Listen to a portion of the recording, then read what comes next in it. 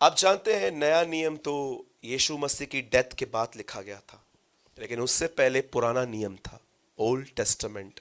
ठीक है, सब यहीं पर है? पक्का? पूछो अपने बाजू वाले से, आप यहीं हो ना? पूछो पूछो पूछो। अच्छा हुआ तूने लगा दिया, मैं तो बाजार चली गई थी। छापा को ससुर बाजार में क्या कर रहे थे? वही मैं उससे बार्गेनिंग कर रही थी, भिंडी 12 रुपए नहीं 10 रुपए है। होता है ना कभी कभी, हम लोग कहीं और भी रहकर कहीं और भी रहते। नाउ लिसन, आप जानते हैं पुराने नियम में हर शनिवार को सब यहूदी इस तरह एक जगह पे आते थे और लोग उनके बीच में ये प्रचार करते थे। और जानते हो प्रचार क्या चलता था?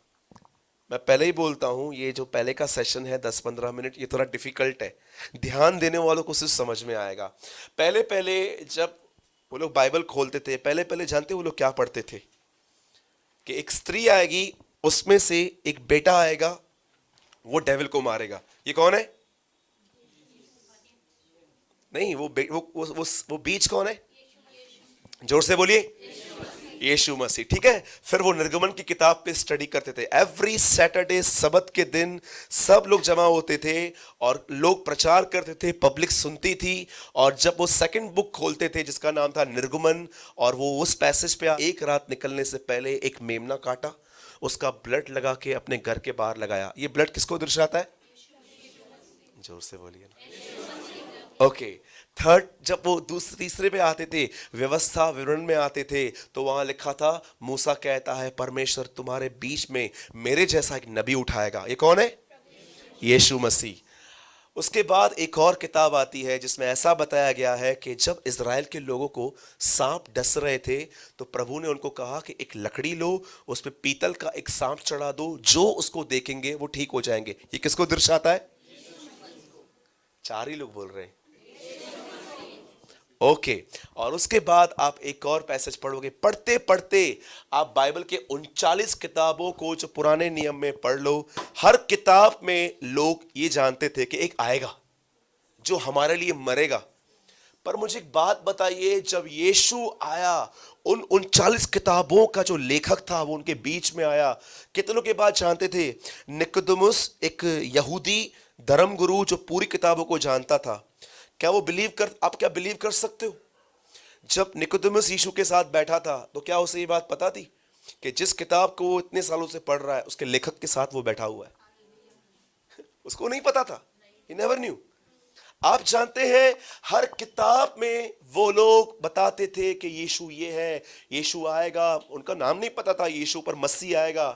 पर मैं आपको बताना चाहता हूं, जब वो व्यक्ति सामने आया, सब कहते हैं ये शैतान है।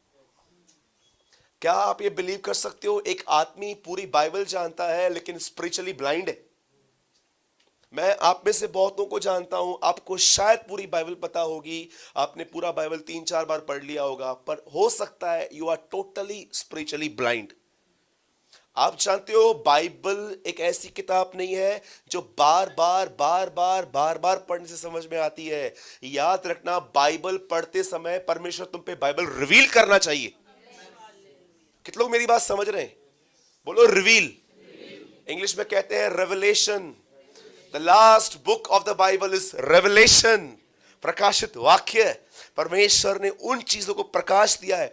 अब मैं आपसे एक बात पूछना चाहता हूं, आप इस किताब को पढ़ते हैं, मैं आपसे पूछना चाहता हूं, इस किताब को पढ़ते समय क्या आप ये महसूस करते हैं, आप बुक पढ़ रहे हैं पर इनसाइड आपको कोई वर्ड एक्सप्लेन कर रहा है?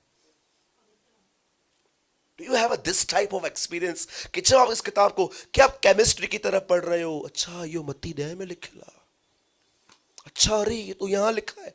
मैं ऐसे प्रचारकों को जानता हूं जो एक वचन यहां से निकालते हैं, 2 वचन यहां से निकालते हैं, और ये सारी साईबाजी बनाते हैं, कड़ी बनाते हैं, ये भिंडी यहां से यहां से यहां से यहां से, और जानते हैं वो लोगों को बोलते हैं ये रेवलेशन है। ये रेवलेशन कैसे? ये तो स्क्रिप्चर्स हैं सारे। रेवलेशन तो वो होता है, प्रकाशन का मतलब क्या होता है? एक ऐसी चीज जो अंधियारे में थी और परमेश्वर ने आपको ज्योति दी कि ऐसी है ये चीज। आप जानते हो परमेश्वर किन पर अपना वचन रिवील करता है? बताऊं अभी आपको, कौन से वो लोग होते हैं जिनको देखकर परमेश्वर कहते हैं कम इस आदमी के ऊपर हम वचन खोलेंगे, इसको बताएंगे कि हम अंदर से कैसे हैं। लिसन, सब यहां देखिए। आपने तो बहुत धन्यवाद दिया होगा, प्रभु धन्यवाद, पेट का दर्द उतर गया, सर का दर्द उतर गया, पैसे चले गए, वापस आए। आप जानते हो जीसस ने कहां धन्यवाद दिया एक बार? हे पिता, मैं आपको धन्यवाद देता हूं। रीजन? क्योंकि तूने ये बातें ज्ञानी और समझदारों से छुपाई है। कितने लोगों ने इस बात के लिए कभी प्रभु का धन्यवाद किया है? इंग्लिश में बहुत ब्यूटीफुल है। Father, I thank you because you hide these things from intelligent and smart people. अब मुझे एक बात बताइए, हमको इंटेलिजेंट कौन बनाता है? परमेश्वर बनाता है। आपने अपने आप को इंटेलिजेंट नहीं बनाया है। कुछ बहनें बहुत अच्छा खाना बना देती हैं। किसने आपको सिखाया है? मेरी मम्मी ने। तेरी माँ को किसने सिखाया? उसकी माँ ने। और उसकी माँ को? लास्ट तक जाओ, लास्ट से परमेश्वर आएगा। कई लोग बोलते हैं, अरे माँ माँ हली बजाना, ये घर रुली है दिन। डू यू नो, कुछ घमंडी बहनें ऐसा बोलती है, मैं चली जाऊं ना घर ही सफा, ये सफा तहस नहस थिएंदा, सफा खत्म थिएंदा। मैं यीशु के नाम से कहता हूं, तू जा, फिर भी घर चलेगा। ऐसा कुछ नहीं होगा। वैष्णो होटल जिंदाबाद। Listen very carefully. अब कुछ भाई लोग भी हैं जो, याद रखना, इंटेलिजेंट परमेश्वर बनाता है, स्मार्ट परमेश्वर बनाता है। फिर परमेश्वर ऐसा कैसे कहता है कि मैं अपनी इस किताब को इंटेलिजेंट पे रिवील नहीं करूंगा? Now listen very carefully. परमेश्वर आपको इंटेलिजेंट बनाता है, परमेश्वर आपको अंदर अच्छी एक्टिविटीज देता है, पर याद रखना, जिस दिन आपने घमंड किया ना मैं इंटेलिजेंट हूं, परमेश्वर आपको बताना बंद कर देगा। अरे खुदा इंटेलिजेंट बनाता है, पर खुदा घमंड कहां से देगा तुम्हें? आज बहुत सारी जब बहनें बाल स्ट्रेट करवा के आती है ना, उनको, उनकी शक्ल देखो। उस दिन एक भाई ने से बाल कटवाए थे, बड़े ऐसे खड़े हुए थे। तो मैंने उसको बोला, सुअर देखा है तूने? तो बोलता है नहीं। मैंने बोला जा देख, उसके बाल भी ऐसे ही होते हैं। तो ब्रदर ये क्या कर दिया आपने, मेरे को उससे पिघल दिया। मैंने बोला मैंने कंपेयर नहीं किया तुझे, पर मैंने बोला ये स्टाइल का वो नाम है। कभी आपने इस बात को देखा है? कभी कभी आप अपने आप को कितना, देखो, स्पेशल फील करना अलग है, पर प्राइड रखना एक अलग है। स्पेशल फील करते समय आप किसको कंपेयर नहीं करते हो कभी अपने आप से, आप खुश रहते हो। लेकिन प्राइड में आप दूसरों को कंपेयर करते रहते हो कि नहीं नहीं ये छाती लगे, नहीं नहीं कुछ भी नहीं है, ये तो ये कुछ भी नहीं है। आप जानते हो परमेश्वर यीशु क्या कहता है? पिता मैं धन्यवाद देता हूं। इनडायरेक्ट यीशु ये कर रहा, मैं धन्यवाद करता हूं कि जो लोग अपने इंटेलिजेंसी पे घमंड करते हैं, तूने उन्हें ये बातें नहीं बताई हैं। अब उसके बाद मुझे बताओ परमेश्वर यीशु ने क्या कहा? पर मैं आपको धन्यवाद देता हूं क्योंकि तूने ये बातें बच्चों पे प्रकट की हैं। जानते हो बाइबल किसकी किताब है? बाइबल बच्चों के लिए लिखी गई है। कितने लोग हैं जो इनसाइड बच्चे हैं? 5 दिन पहले मैंने एक बच्चे को हर्ट किया, हो गया मुझसे, मैंने जानबूझ के नहीं किया। आधे घंटे के बाद वो लड़का मेरे साथ में था। आधा घंटा पहले मैंने उसको हर्ट किया, वो मेरी वजह से रोया। आधे घंटे के बाद वो मेरे आर्म्स में था। ये बच्चा होता है, आधे घंटे के बाद फॉरगिव करके वो आपके साथ खेलता है। डू यू नो बच्चा क्या होता है, बेबी क्या होता है? याद रखना इस बात को, बच्चे कभी भी अपने अंदर नफरत नहीं रखते हैं। कभी एक दिन आप ऐसा प्रैक्टिकल करके देखो कि आप ट्रेन में आ रहे थे, आप बस में आ रहे थे, या तो आपके घर के अंदर किसी ने आपको बहुत गहराई से डिच किया, हर्ट किया, और आपके अंदर सच में हर्ट हुआ, और अब अनिवार्य है आपको विचार आना स्टार्ट होंगे कि मत बात करना, तू भी मत छोड़ना, आए ये आदमी, इसको कंप्लेन करना इसकी। लेकिन आप अपने आप में जानते हो क्या सोच रहे हो? नहीं, वो परेशान है इसलिए उसने मुझे ऐसा बोल दिया, लेकिन वो इविल पर्सन नहीं है। मैं उसको जानता हूं, वो डिस्टर्ब है इसलिए उसने मुझे ऐसा बोल दिया होगा, लेकिन ये घटिया आदमी नहीं है। जब आप अपने आप को ऐसा प्योर रखते हो ना, परमेश्वर ऐसे लोगों पे अपना वचन रिवील करता है। कितने लोगों ने ये वर्ड सुना है? आजकल इसके ऊपर प्रचार होना ही बंद हो चुका है। आजकल प्रचार जानते हैं किस बात पे होते हैं? हमें दशमांश दो, हमारे कलीसिया में आते रहो, और तीसरी चीज, एक और चीज जिसके ऊपर बहुत प्रचार होता है, जाओ सेवकाई करो। तीसरा फिर भी ठीक लगता है, लेकिन ये दो तो स्टार्टिंग के समझ में ही नहीं आते हैं। मैं आपको एक बात बताऊं, कितने लोगों ने इस वर्ड पे कभी प्रीचिंग सुनी है? फियर ऑफ द लॉर्ड, परमेश्वर का भय। जानते हो परमेश्वर का भय क्या होता है? मैं आपको बताऊं, वो मेरे अंकल बैठे हुए हैं वहां पर, 11 साल से मैं उनको जानता हूं। एक एग्जाम्पल देता हूं, मैं बहुत पसंद करता हूं उनको, सच में बहुत पसंद करता हूं मैं उनको। और जानते हैं एक दिन क्या हुआ? समझो उन्होंने मुझे अपने बिल्डिंग के नीचे बुलाया, कहा सूरज भाई आप एक काम करो, 11:30 बजे नीचे आ जाओ, चलना है कहाँ पर। और मैं 11:30 बजे नीचे आके खड़ा हूँ। 11:30 के 11:40, पौने 12, 12 में 10 कम, 12 में 5 कम, 12 बजे तक अंकल नीचे नहीं उतरे। और 12 बजे जिसे मैं कॉल करता हूँ ना, मैं उनको बोलता हूँ अंकल आप आए नहीं है। अरे बेटा समझ, मैं भूल गया था, बस बस बस बस तो रुक, मैं आ रहा हूँ। और फिर इन्होंने शर्ट पैंट पहना, बेल्ट डाला, चप्पल साफ की, और 12:15 बजे ये आए। अब आप मुझे बताओ इस 45 मिनट्स में मुझे कितने ख्याल आएंगे इनके लिए बुरे? बता आल चाहो माता डायमीटर अभियान। मैं 45 मिनट्स वहां खड़ा था। अब जानते हुआ क्या? सुनिए सुनिए, मैं आपको बताता हूं परमेश्वर का भय क्या होता है। 45 मिनट्स में मेरे अंदर अंकल की इमेज थोड़ी खराब हो गई कि नहीं यार ऐसा थोड़ी ना चलता है। अब ये बात इनको पता है कि मैं इनके लिए ये सोच रहा हूं? आइए सवाल जवाब दीजिए, क्या उनको ये बात पता है कि मैं उनके लिए ये सोच रहा हूं? आपको पता है? बताओ किसको पता है? अब मैं घर जाऊंगा, मैं प्रभु को बोलूंगा, प्रभु मैं इस बात को क्यों नहीं समझ पाया कि उन्होंने जानबूझ के नहीं किया, उनकी आंख लग गई। प्रभु पर एक बात कहना चाहता हूं, मैंने किसी को भी नहीं पता है कि मैंने इनके लिए क्या सोचा। मैं, तू जानता है। मैं तुझसे माफी मांगता हूं प्रभु कि मैंने अपने बुजुर्ग भाई के लिए मैंने ऐसे ख्याल क्यों रखे। जो ऐसी जिंदगी जीते हैं वे सचमुच परमेश्वर के भय को मानते हैं। इधर लोगों का शक्लें देखो, कई बार इतना कचरा रख के बैठते हैं और बाहर गीत गाते रहते हैं, प्रभु सोना भी तेरा, चांदी भी तेरी, सब कुछ तेरा, जीवन तेरा। परमेश्वर कहता है सोना भी रख, चांदी भी रख, जिंदगी दे। एक आदमी ने कहा मसीह लोग जितना झूठ संडे मॉर्निंग को बोलते हैं ना, कभी नहीं बोलते। Do you know? इतने आत्मिक गीत गाएंगे, ये वो ये। कितने लोग हैं जो कभी कभी प्रभु आपको बोलता है तेरा तेरा गोल्ड सिल्वर तेरा कुछ नहीं चाहिए, अपनी जुबान मुझे दे ताकि मैं तेरी जुबान को यूज करूं अच्छे से। याद रखना, बाइबल पढ़ने से समझ में नहीं आएगी, परमेश्वर का भय मानो। लिखा है भजन सहायता में, यहोवा अपनी बेद की बातें उन पे प्रकट करता है जो उसका भय मानते हैं। बाकी अगर आप सिर्फ इसको पढ़ते रहते हो और परमेश्वर आप पे रिवील नहीं करता कुछ, तो आप समझ जाना समथिंग इज रॉन्ग। कुछ तो गलत है तुम्हारे लाइफ में, कोई तो अनसेटल मैटर है तुम्हारे लाइफ में। मैंने कितने लोगों को देखा है सिर्फ पढ़ते रहते। उनसे पूछता हूं आज क्या पढ़ा बेटा, बता। सुबह बताया मैं, कल बताऊं? कल भी क्यों बता रही है, वो भी मत बताना। क्यों? क्योंकि लोग इसे केमिस्ट्री की तरह पढ़ते हैं। पर मैं आपको बताना चाहता हूं ये परमेश्वर का जीवित वचन है।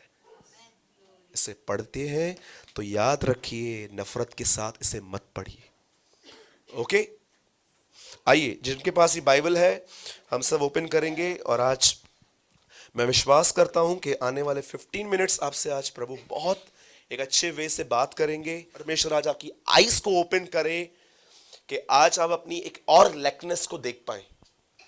अब यहां पर यीशु मसीह मरने से कुछ दिन पहले अपने रसूलों को, अपने शागिर्दों को एक बात सिखाते हैं। सब यहां देखिए, और वो कहते हैं इस बात को सुनिए, यदि तुम मुझ में बने रहो, बोलिए बने रहो। English Bible says if you abide in me, right, abide. वो कहता है यदि तुम मुझ में बने रहो और मेरा वचन तुम में बना रहे, तो तुम्हें जो चाहो तुम मांगो, तुम्हारे लिए हो जाएगा।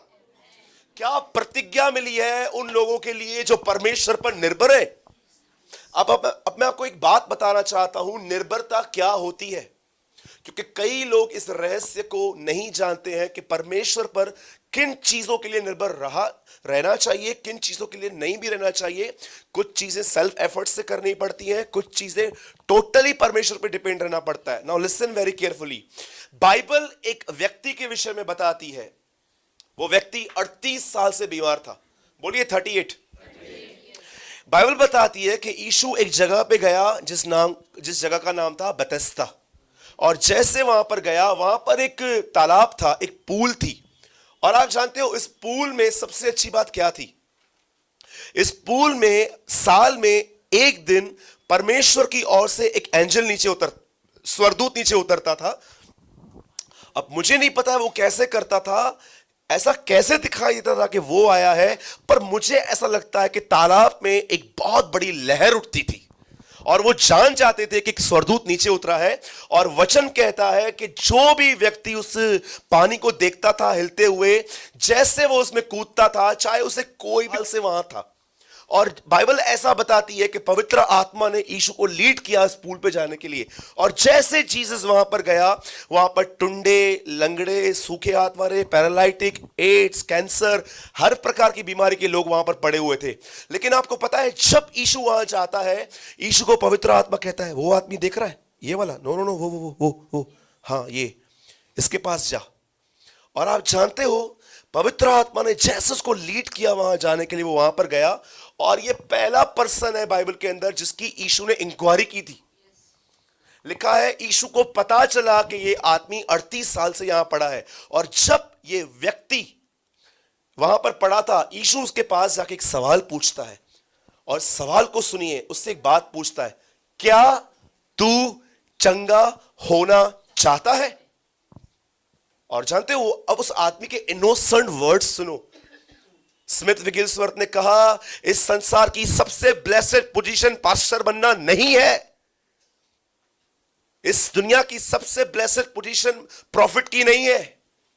इस दुनिया की सबसे ब्लेसेड पोजीशन यह है जहां पर तुम ऐसी जगह पे पहुंचो जहां पर तुम यह कहो, मेरी मदद करने वाला कोई नहीं है परमेश्वर के सिवा। एक परमेश्वर के दास ने वर्ड्स कहे थे। आप जानते हैं वहां पर क्या हुआ? जैसे यीशु वहां पर पहुंचा, वो उससे पूछता है, क्या तू ठीक होना चाहता है? अब ये आदमी एक आंसर देता है, बोलता है, प्रभु मेरे पास कोई नहीं है जो मुझे पूल में उतारे। जब भी मैं कोशिश करता हूं, कोई और पहुंचता है। आपको पता है, उससे यीशु ने यह नहीं कहा कि मैं तुझे एक बात बताता हूं, मैं कौन हूं। कौन है तू भाई? अरे, जो एवरी साल एंजल को भेजता है वो मैं हूं। उसने ये नहीं बताया। उसने ये नहीं बताया कि तुझे पता है तू जिस पूल पे बैठा है, ये पूरा सिस्टम किसने बनाया? वो मैं हूं। यीशु ने कोई इसको एक बात नहीं कही। यीशु ने उसको एक ही बात कही, तू ठीक होना चाहता है ना? हाँ, उठा अपनी खाट और चल। खाट क्यों उठाऊं प्रभु? ऐसे ही नहीं जा सकता क्या? नो, तोड़ सबत के दिन इन रीति रिवाजों को। इधर ही ठीक नहीं होना है। ये जो इंसानी बहुत सारी रीति रिवाजों में सिर्फ पाप ही पाप बसा हुआ है। आप देखो, जितनी भी इंसान ने रीति रिवाज बनाए हैं, ये दिन पे ये करना है, वो दिन पे ये करना है, टोटली गुनाह बसा हुआ है उसके अंदर। परमेश्वर कभी ऐसे रीति रिवाज नहीं देता है जिसमें आप मार पीट करो, बियर की बोतली पी के उसको तोड़ो, लड़कियों को छेड़ो, गंदे काम करो। याद रखना, ये जो रीति रिवाज आप दुनिया में देखते हो ना, उसमें से कोई परमेश्वर ने नहीं बनाया है। इसलिए बाइबल बताती है, जब तुम वहां से निकले हो, वापस उनके गुलाम क्यों बनते हो?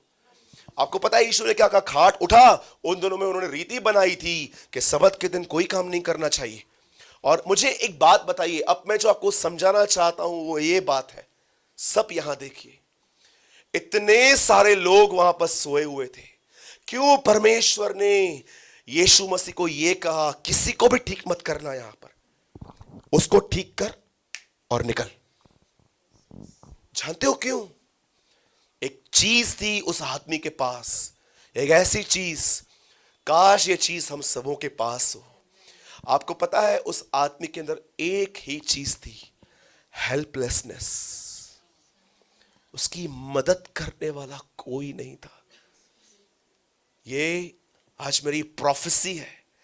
By faith in Jesus name मैं ये भविष्यवाणी करता हूं, जिस दिन तुम ऐसी जगह पे पहुंचोगे जहां पर लोग तुम्हें, जिन्होंने तुमसे कमिटमेंट्स की थी, पूरा नहीं किया था, जिन पर तुमको बहुत ट्रस्ट था, ये है वो है, जिस दिन तुम उनको छोड़ के खुदा की तरफ देखोगे, मैं यीशु के नाम से कहता हूं, सबको छोड़ के वो तुम्हारे पास आएगा। कितने लोगों ने अपने लाइफ में ये मदद की, ये अनुभव किया है कि 1000 बार उसने आपको ये कहा था कि ये काम मत कर, ये काम मत कर, ये काम मत कर, और आपने उसकी एक नहीं सुनी। लेकिन जब आप प्रॉब्लम में आए, आपने एक बार पुकारा, उसने सुन ली। ये क्या है? ये उसका नेचर है। आज जानते हो लोग निर्भरता किसको कहते हैं? निर्भरता। कई बार लोग शब्द को कितना इजीली बोल देते हैं। मैं एक रिक्शा के पीछे मैंने एक वर्ड लिखा हुआ देखा, और उसमें लिखा था दुआ में याद रखना। आपको पता है ये जो इन दिनों में लोग एक दूसरे को बोलते हैं दुआ में याद रखना, दुआ में याद रखना, ये जो वर्ड्स जानते हैं कहां से आए हैं? रिसेंटली एक मूवी रिलीज हुई थी, उसमें एक आदमी ने डायलॉग मारा था दुआ में याद करना। मुझे इन फालतू पिक्चरों का नाम भी लेना नहीं आता है। वहां से एक ट्रेंड बन गया, लोग एक दूसरे को मिलते थे और स्टाइल में बोलते थे भाई दुआ में याद रखना। तुमको पता भी है दुआ होती क्या है? अधिकतर लोग जिन बातों का वर्णन करते हैं ना, उस बात में उनको पता भी नहीं है वो क्या है। कितने लोग हैं जो ये कहते हैं निर्भरता, मैं परमेश्वर निर्भर हूं। निर्भरता का अर्थ पता है क्या होता है? हाँ, डोंट टाइम पास करना बंद करो। भी कई लोग प्रभु भोज खाते हैं, उनको पता भी नहीं चलता कि प्रभु भोज है क्या। बस जाना है, रोटी खानी है, दाखरस पीना है, वहां से निकलना है। कितने लोग हैं जो रिचुअल्स में बिलीव करते हैं कि तुमको पता भी नहीं है और बस तुमको फॉलो करते हो, जितने शब्द होते मां। जो लोग प्रभु भोज खाते हैं ना, जब आप उस रोटी को तोड़ते हैं ना, उसका मतलब जानते हैं क्या है? प्रभु मैं टूटने के लिए तैयार हूं। और लोग यहां पर आते हैं, प्रभु भोज की रोटी खाते हैं, घर पे झगड़े करते हैं। Do you know? किसको मूर्ख बना रहे हो तुम? एक जगह बोलते हो परमेश्वर मेरे लिए सब कुछ है, वो आए कोई और कोई है कौन सा? अगर वो ही है तो तुम उस पर निर्भर क्यों ना हो? याद रखना, परमेश्वर पर निर्भर रहना सिर्फ चर्च में आना नहीं है। एक ऐसे लोग होते हैं जो अपनी अंदर की जरूरतों के लिए, पहले मैं आपको इनर वीकनेस बताता हूं। सच बताइए, आप में से कितने लोग हैं जो प्रभु के सामने फास्टिंग करके रोते हैं सिर्फ एक चीज के लिए, मेरे अंदर से गुस्सा निकाल। लास्ट टाइम आपने फास्टिंग कब की थी? एंगर से बाहर निकलने के लिए। कितने भाई हैं यहां पर ऐसे, जब आप देखते हो कि किसी सिस्टर के ऊपर आपकी गलत नजर जा रही है, आप घर जाते हो, माफी मांगते हो और आप प्रभु से कहते हो मुझे निकाल यहां से। हम जानते हैं उपवास किस लिए करते हैं? आशीषों के लिए।